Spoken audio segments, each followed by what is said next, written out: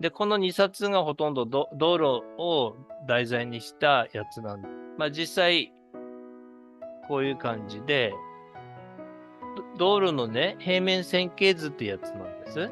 ナンバーっていうのが、この黄色い真ん中の線が道路の中心線なんですね。で、そこに測量点って言って、20メートル間隔で、この測量点を設けるんです。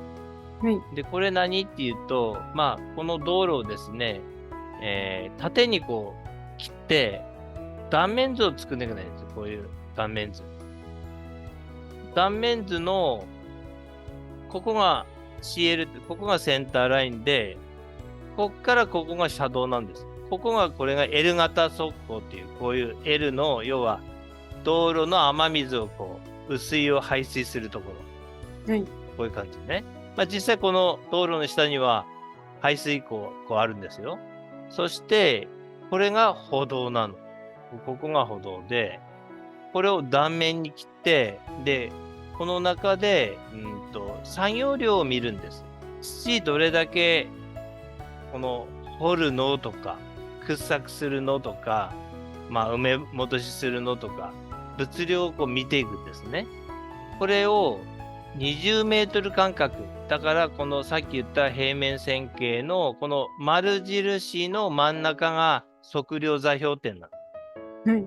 の。で、この測量座標点を全部、計算上結んでいった、これが、線形になるんだけど、はい。20メートル間隔でこういうふうに横断図を書いている。実際、工事、現場ね、いたっていうので、道路で言うとこういうふうに最初に線を書いて、で、この高さとか位置とか、ね、この L 型側溝の、この高さ、天場っていうんですね。L 型側溝の天場が、DL から1020の高さだよって計画だから。で、ここに、よーく細いんだけども、線を引っ張ってんの、こうやって。貼ってんのね。で、これにピターっと合わせて持ってくんだからね。すごい精度でやってるからね。